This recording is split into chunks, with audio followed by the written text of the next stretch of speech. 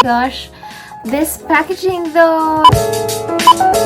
Ganda ng ating hair.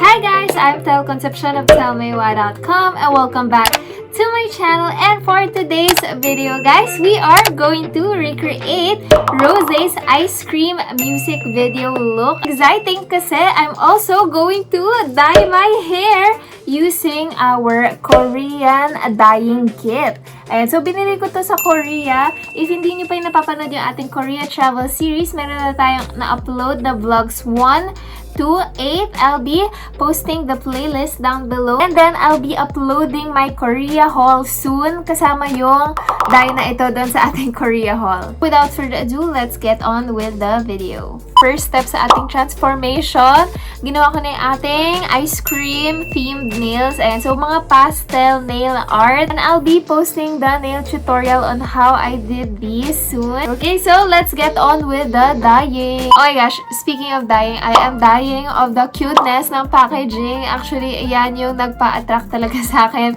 nung pumunta kami sa store. I think it was Olive Young sa Myeongdong. EZN Pudding Hair Color in Ash Beige. Self-coloring kit. Okay, so meron tayong instructions on how to do this. Meron tayo yung hair after treatment. Gloves, ear covers, then meron tayong body cover in fair. Gusto ko na madami siyang preparation tools, kaso yun nga lang, medyo wasteful kasi ang daming plastic. And eto, oh my gosh, feeling ko itatago ko yung mismong container. Ang cute! Para siyang leche flan pudding kit. So, ito yung ating hair color, Ash Beige.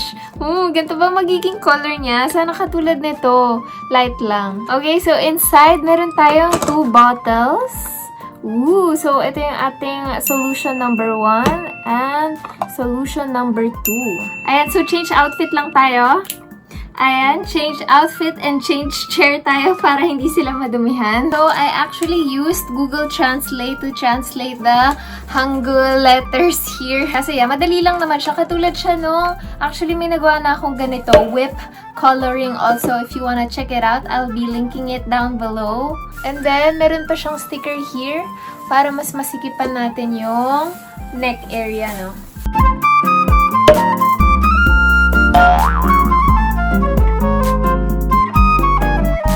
Hindi ko na lang susuotin yung gloves kasi magpapatulong ko kay mommy. Siya yung mag-a-apply sa aking hair. For now, let's make solutions 1 and 2 dito sa kanilang pudding cup. Exciting! Ang cute talaga ng packaging, guys.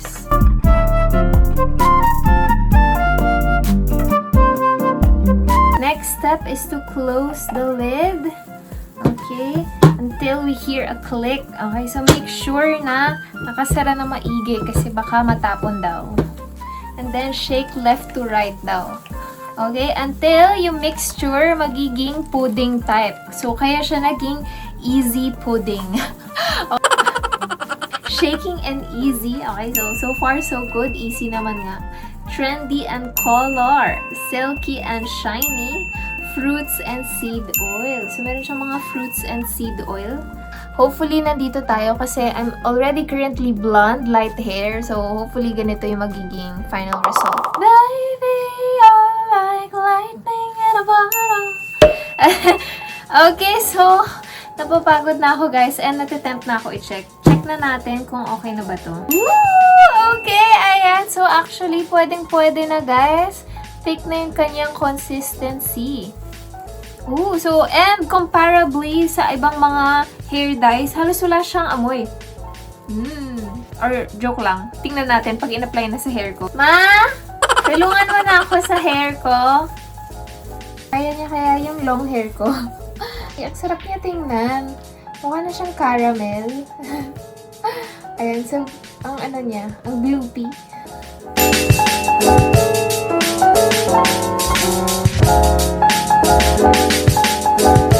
So, natapos na tayo. Thank you kay mommy for applying our dye. And, actually, ginaya ko lang yung isang YouTuber ginanato niya yung kanyang body plastic robe, okay? Para hindi din tayo mahirapan habang nag-iintay. Kaso yeah, it's starting to get kind of heated up in her. Let it sit for 20 to 30 minutes. Oh my gosh, sana talaga magkaroon siya ng purple tones katulad ng kay Rosé. Kasi right now, ayun, nakikita ninyo, medyo purplish siya. Kasi yeah, to be honest, hindi ako 100% nag-expect mag-lavender siya. Kasi yun nga, yung ating color is ash beige. And so I'm currently stalking yung EZN official Instagram. And oh my gosh, ito yung magiging result, guys. Tingnan natin tong ash beige sa ating hair. Okay guys, so I'm back from my shower and before tayo mag-hair reveal, gawin na natin yung ating makeup. So I'm going to start off with the Maybelline primer. Then for my foundation, I'm going to use this Maybelline Super Stay Foundation, shade of Natural Beige 220.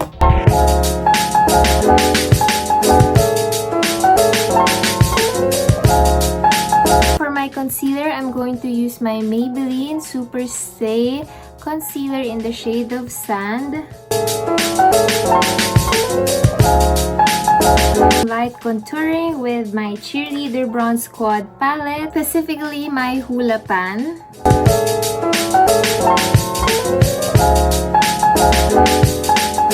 And then for my lips, I'm going to use my Sunny's Face Fluff Matte in the shade of Milkshake. And so light pink lang yung lips dito ni Rosé. So very apt yung pangalan niya, Milkshake Ice Cream. Then I'm going to top it off with my new favorite gloss. Guys, oh my gosh.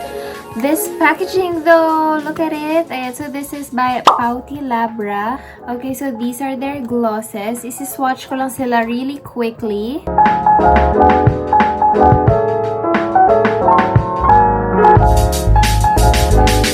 They are super shiny and oh my gosh, from here pa lang, amoy na amoy mo yung strawberry sweetness niya. Okay, so halimbawa malapit si crush, gumato-ganto ka lang, amoy na nila yan. Okay, so super sweet. Okay, so I think I'm going to go with the middle shade. Okay, para magkaroon ng gloss katulad ng kay Rosé. She plump, okay. Also, gusto ko lang din i-flex yung kanyang mga cheek and lip tints. Okay, I see you, Pouty Labra. Okay, so iba yung packaging ng kanilang tints with their glosses, but both of their variants are killing it. Okay, so isa-swatch ko lang rin sila for you guys. Start off with Aphrodite, Artemis, Athena, Hestia, Hera. Ooh, so ang juicy din ng mga colors niya, guys. Bubblegum Pink, Aphrodite. Red-Orange, Artemis. Orangey, Athena. Peachy, Hestia. Plum, Hera. Moving on sa makeup ni Rosé, I think I'm going to apply this light blush sa ating cheeks. This is our Novo Eyebrow Pencil. Bili ko siya sa Shopee and kung hindi nyo pa napapanood yung ating affordable makeup Shopee haul video, I'll be linking it down below. So I paused the music video and meron pa siya parang konting blue na eyeshadow, no? So I'm going to try to incorporate it as well sa ating look. I have here my Snowy Primaries Paint Palette na get from the Blue Pan. And so I'm choosing an angled brush kasi parang niline lang naman yung kanyang eyelids with the blue shadow.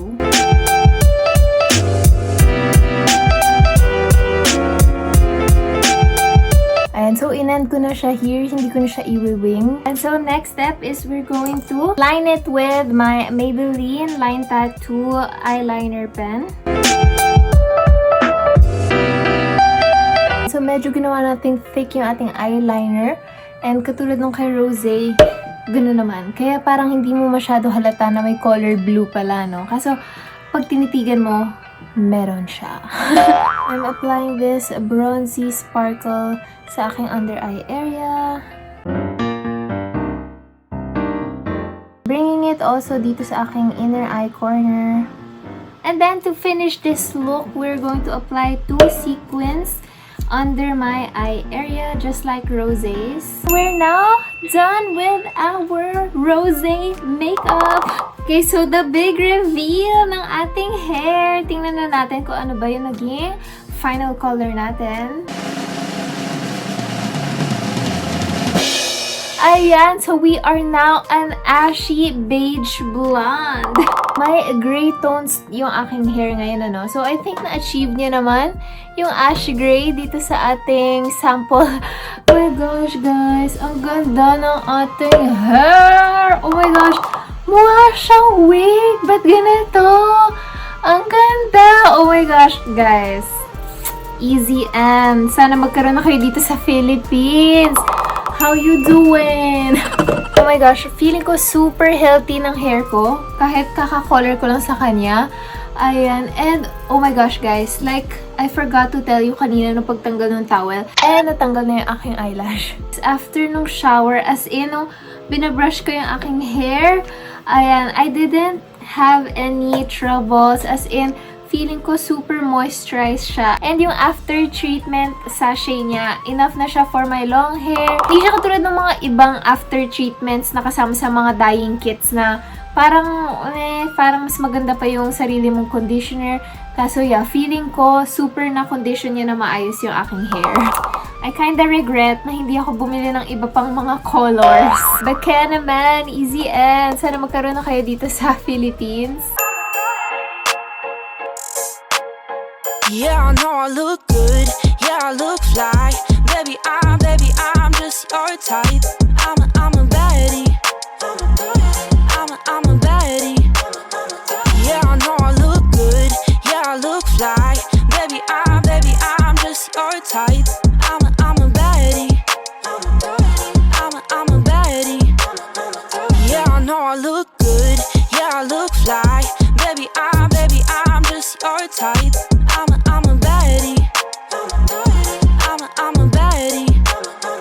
Yeah. And that's it for this video, you guys. I hope nag-enjoy kayo as much as I did creating this look. If you guys haven't seen my other BLACKPINK recreations, I'll link those videos down below. If you guys enjoyed this Rosé ice cream recreation look and yung ating Korean hair dye, please give it a big thumbs up. And if you guys still haven't yet, please click that red button down below, hit subscribe and that bell notification para lagi kayong notified every time I upload a new video. Check out my website, tellemaywhy.com. Instagram, Twitter, Facebook, and TikTok are all under the usernames tellemaywhy. And I'll see you guys again next time. Bye!